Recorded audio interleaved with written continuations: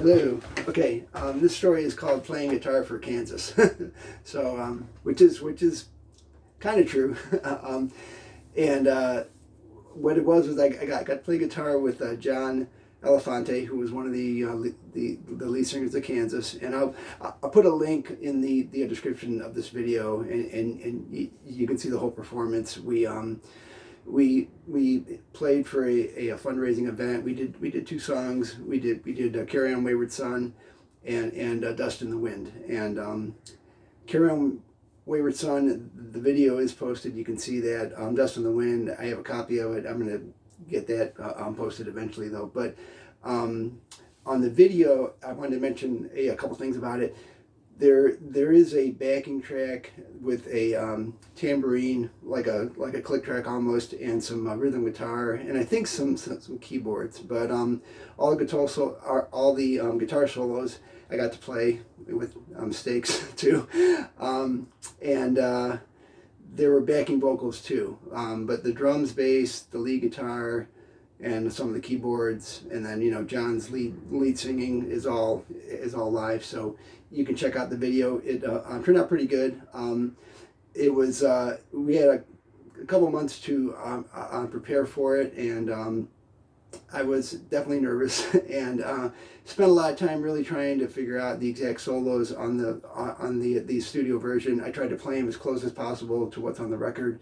So hopefully it's pretty close. There's a couple things that probably are not dead on, but all you guitar players out there that really analyze stuff to the most minute detail, I'm sure you'll figure out what those things are. But it turned out pretty good. I was playing, just for you guitar players out there, I was playing a Fender Telecaster.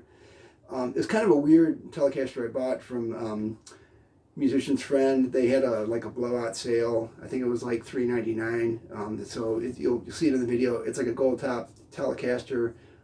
It's upstairs, but I would show it. But anyways, it has a really thin body. I'll probably do a video about that guitar because it's kind of a cool guitar. It has a thin body, has a set neck, two DiMarzio humbucking pickups on it, and then a coil tap switch. You can pull the tone knob out and get a single coil sound. So but back to the video.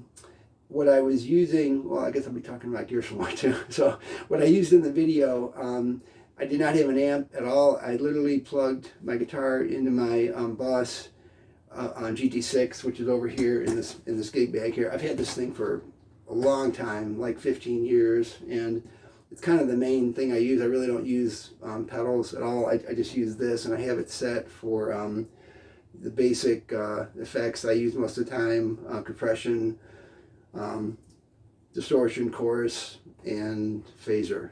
I think those are, and some reverb. But anyways, what you're hearing on the recording on the video is basically the GT6. I forget what distortion pedal. It might be the OD1 or something. I'll check and see. But I basically, when I got this thing, I bought it on eBay a bunch of years ago, and I spent like an afternoon playing with it, dialing a decent chorus sound and overdrive and everything else, and I really haven't touched it much at all since then. So it came out pretty good. The GT6 was plugged into a direct box. It went straight into the PA. So really, what you're hearing is the guitar in the GT6 with really just that one overdrive pedal. I think on the solo on the very end, I put on the compressor as well, because there's like a long held note. I think it's the very last solo on the video. But it came out pretty good. And I want to mention something that's kind of funny about the video. That opening guitar solo, at least for me, is really hard to play standing up. I found it much easier to play if I held the guitar in like a classical position. So you'll see when the video starts, I'm standing up, and then when it comes time for the solo, I start backing up and I sit on a stool that's behind me, and I flip my guitar up so I'm holding it in a classical position, because that's the only way that I could play the solo. Maybe other people could play it standing up. I found it kind of hard to do.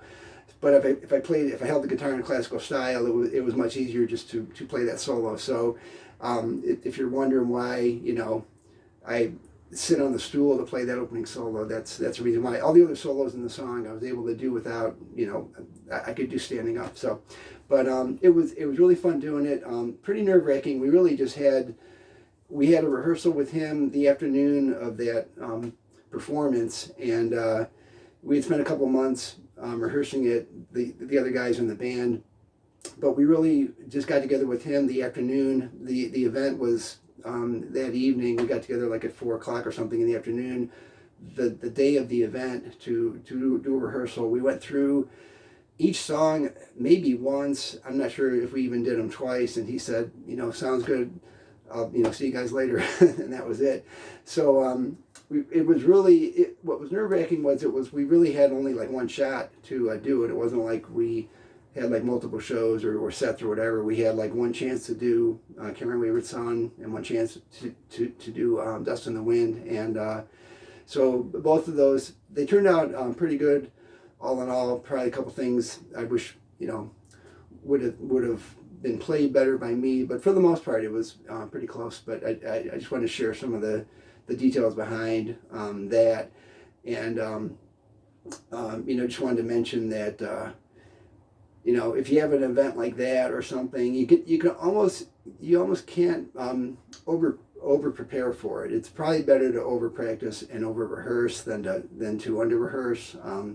Just in my opinion, and that all those solos, I remember I put them on I have a effects box. It's a Korg Pandora PX3. It lets you slow down tracks and stuff. And I remember figuring out the solos but listening to them a lot at a lower speed, just to really hear all the notes and everything. And so I used that a lot to help figure out the solos. And and that's pretty much all the inner details. Two other things that I want to mention in the video. There's that Telecaster I'm playing. It's a red one, or it's a gold one, and I have another one that's red. And then there's another guitar in the video that I want to talk about. I'll do another video about that. But it's a Yamaha electric that's kind of neat. And if you see it in the video, maybe not in that video, but in the Dust in the Wind video, there were no fret markers on the fingerboard. So I took those adhesive reinforcing rings for like 3-hole punch paper, and I stuck those on the neck for fret markers. So but I'll do another video about that song. And just wanted to give a little background info on that. So thanks for watching. Bye.